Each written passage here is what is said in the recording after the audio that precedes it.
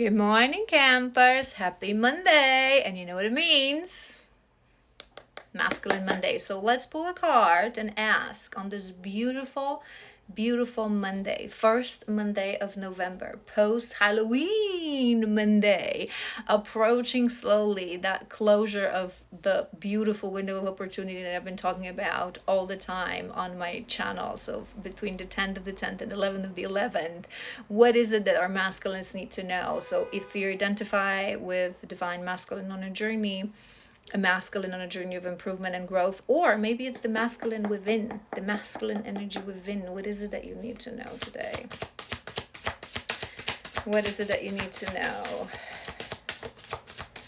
Let's see. Let's see. Whoop, there we go, it flipped. You affect them too. Beautiful card number 54. You affect them too. Let me read through this.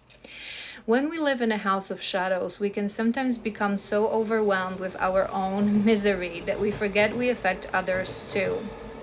People hurt you, people ignored you, and people triggered you, but chances are you have caused those emotions in others as well. It takes a victim to create a victim, I always say this. And often we attach ourselves to our own story so strongly that we lose the moment we become the perpetrator in other people's stories. This card challenges you to focus now more on the effect you have on others. In the end, your actions are the only thing you can control. So contemplate on what emotions you create in others. And you guys, this is such an important piece of information for those of you who are on a healing journey, especially divine masculine on a journey, because people who are hurt, people who are sitting in their shadows, right? So for a very long time, you have been the victim of other people's lies, denial, cheating. Maybe you've been neglected, maybe you've been abandoned, maybe you've been hurt, maybe you've been disappointed, right? When we face these emotions and these situations, there are only two choices we can take. We can either choose healing and not allow this to sit buried within us, but to feel it, to understand it, to release it, to approach it with love and compassion. It may take months, it may take years. It's very it differs from person to person, but in the end, release this with understanding. Or, unfortunately, what most people do, especially if this thing happened when you're very young, you don't have yet the capacity to heal, raise the armor, and without you knowing, become the perpetrator. Again, I always say this, it takes a victim to create a victim. And sometimes we're so focused on our misery. I've been cheated, I've been lied to, I've been disappointed, they caused pain to me, I've been abused, I've been abandoned, I've been neglected, that the armor becomes so thick that subconsciously wanting to protect ourselves without us knowing, we go ahead and we do this to other people. I see this so much, especially in romantic relationships. People who went through pain of abuse, of being cheated on being lied to, manipulated, they put up this strong armor saying, this will never happen to me again. I will never allow this again. But instead of learning, why did I allow this in the past?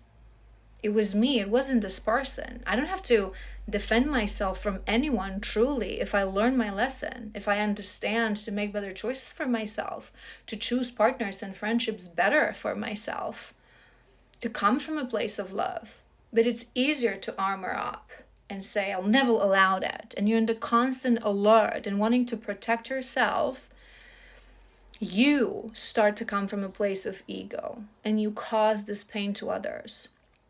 Maybe not in the same way, maybe not in a way that is as harsh as it happened to you, but you are the creator of deception, of egoistic relationships, of wanting to take instead of give, of coming from a place of pain and coming from a place of fear. So this card usually comes up, especially for the masculines on a journey, when a moment of reflection comes, when you realize, okay, I've become this cold-hearted, closed, avoidant person because I've been hurt, but I've never healed that pain. And because of that, I caused the same emotion that was caused within me, within others. In every situation, even if you feel pain, even if you feel disappointment, even if you are cheated on, lied to, there are always two people in a situation. Two people who are lost, two people who are hurt. And if you only see yourself, you're never going to learn this lesson. Why? Because of what we had in a previous Masculine Monday. Mirror, mirror.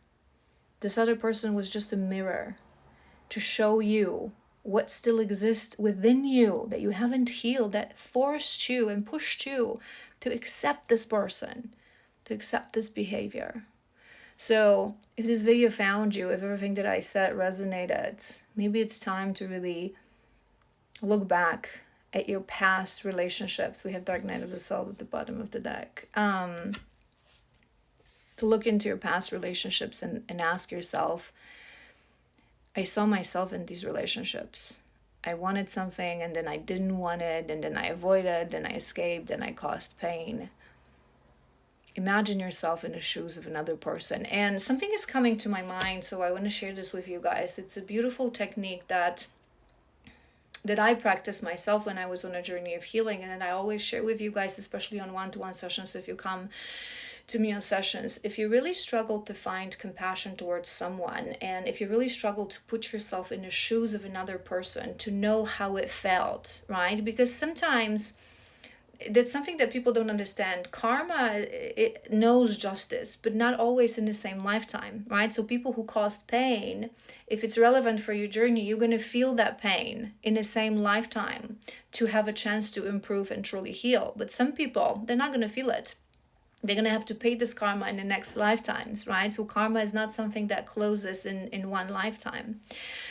But if you really want to feel what other person feels, whether it was your perpetrator, or whether it was a person that you feel like maybe you've hurt and you want to understand this person better, maybe because you want to recover this relationship, maybe because you want to heal yourself and understand this better, I always advise you guys, pray to your guides,